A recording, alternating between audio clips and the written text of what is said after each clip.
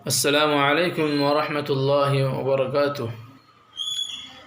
قال النبی صلی اللہ علیہ وسلم خیرکم من تعلم القرآن وعلمہ، کہ تم میں سب سے بہتر شخص وہ ہے جو قرآن کو سیکھے اور سکھائے۔ یہ کلپ یہ خاص ان لوگوں کے واسطے بنا رہا ہوں جو ایسی جگہوں میں رہتے ہیں، ایسے علاقوں میں رہتے ہیں جہاں پر علم کو سیکھنے سکھانے کا، قرآن کو سیکھنے سکھانے کا کوئی ذریعہ وہاں موجود نہیں ہے۔ تو ان کے لیے یہ خاص طور پر ایک کلپ بنانے کی کوشش کر رہا ہوں کہ قرآن پاک ہم جہاں بھی رہیں، جس جگہ بھی رہیں، ہم اس کو روزانہ 5 منٹ کے اعتبار سے ہمارے یوٹیوب کھولے اور یوٹیوب کے اندر ہمارے چینل کو کھولے، اسامدی چینل، اس کو کھولے۔ وہاں پر روزانہ شروع سے حروف تہجی سے نورانی قاعدہ انشاءاللہ اس کا درس ہوگا۔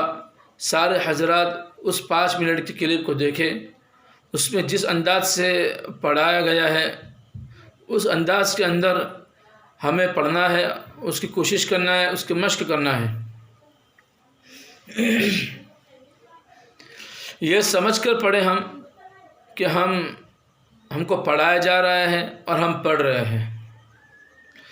یہ سمجھ کر اس کلپ کو غور سے سنیں اور جو پڑھا جاوے خود بھی ساتھ ساتھ میں پڑھنے کی کوشش کریں۔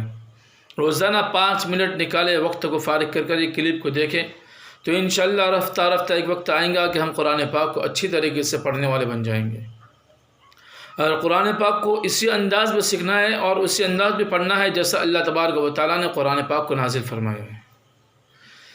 اگر قرآن پاک کو اپنے حساب سے پڑھیں گے، جیسے چاہا ویسا پڑھ لیا، بہت سے حضرات ایسے ہیں جو قرآن پاک کو سیکھنے کے بجائے جو اپنے مادری لینگویج جو ہے، مثال کے طور پر بہت سے لوگ انگلش میں قرآن کو پڑھتے ہیں، بہت سے لوگ ہندی میں قرآن کو پڑھتے ہیں، لیکن یاد رکھو انگلش اور ہندی وغیرہ میں قرآن پڑھنے سے قرآن کے جو حروف ہے اس کی حروف کی ادائیگی ہم ادا نہیں کر سکتے صحیح طریقے سے۔ بہت سے مرتبہ لحن جلی اور لحن خفی کے ہم شکار ہو جائیں گے، یعنی ایسی غلطیاں لحن جلی کہتے ہیں، ایسی بڑی غلطیاں جس سے ہماری نماز ہی نہ ہو۔ لحن خفی چھوٹی چھوٹی غلطیاں، تو بعض مرتبہ لحن جلی حروف کے بدل جانے کی وجہ سے پیدا ہو جاتی ہے، بعض مرتبہ لحن خفی جو ہوتی ہے وہ جو قواعد بیان کی جاتے ہیں جیسے مد گنہ، ان کے چھوڑ دینے کی وجہ سے ہوتی ہے۔ اس لیے قرآن پاک کو لحن جلی اور لحن خفی یعنی چھوٹی غلطی اور بڑی غلطی، ان تمام غلطیوں سے پاک ہو کر ہمیں اس کو سیکھنا ہے۔ جیسا اللہ تبارک و تعالی نے نازل فرمایا ہے اسی کے مطابق ہمیں سیکھنے کی کوشش کرنا ہے۔ ہمت کریں گے، ارادے کریں گے، اللہ آپ کی مدد کریں گا، اللہ راستے کھولیں گا، انشاءاللہ وقت آئیں گا کہ ہم قرآن کو اچھی طریقے سے سیکھنے والے بن جائیں گے۔ اگر قرآن کو ہندی میں پڑھنا شروع کیا اور ہندی قرآن پڑھ کر ہم نے صورتوں کو یاد کیا نماز میں پڑھنے والی، انگلش پہ قرآن کو پڑھ رہے ہیں اور قرآن میں جو صورتیں ہیں نماز میں پڑھی جانے والی اس کو انگلش پہ ہم نے یاد کیے، تو جو عربی کے جو حروف ہے ہم اس کو نہیں پہچان سکتے۔ مثال کے طور پر ہا جو ہوتا ہے بڑی ہا اور چھوٹی ہا، اس کو انگلش میں اور ہندی میں جو لکھنے کا جو طریقہ ہے وہ ایک ہی ہوتا ہے، لیکن عربی کے اندر بڑی ہا الگ ہوتی ہے جو حلق میں سے نکلتی ہے اور چھوٹی ہا حلق کے نیچے حصے سے ادا ہوتی ہے یعنی سینے والے حصے سے۔ لیکن ہندی اور انگلش کے اندر جب قرآن پڑھیں گے اور صورت یاد کریں گے تو ہمیں سمجھ میں نہیں آئے گا۔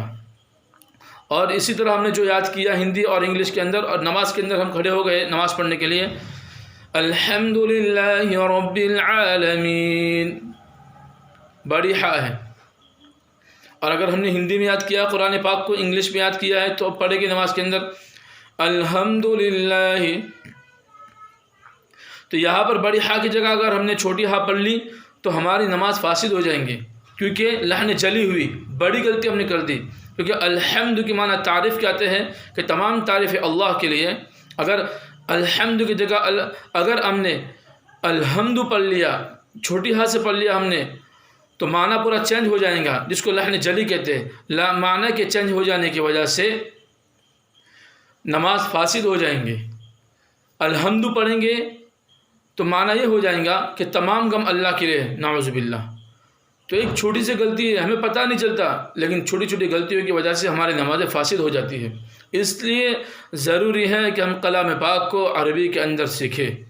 اس کے لیے انشاءاللہ 5 منٹ کی روزانہ کلپ آپ کے سامنے بھیجی جائیں گی۔ روزانہ اس کلپ کو دیکھیں، پڑھیں، سنیں اور عمل کی نیت سے اور یاد کرنے کی نیت سے اس کو سنیں۔ انشاءاللہ تبارک و تعالی بہت جلد اللہ تبارک و تعالی آپ کو قرآن پاک کو سیکھنے سکھانے والا بنا دیں گا۔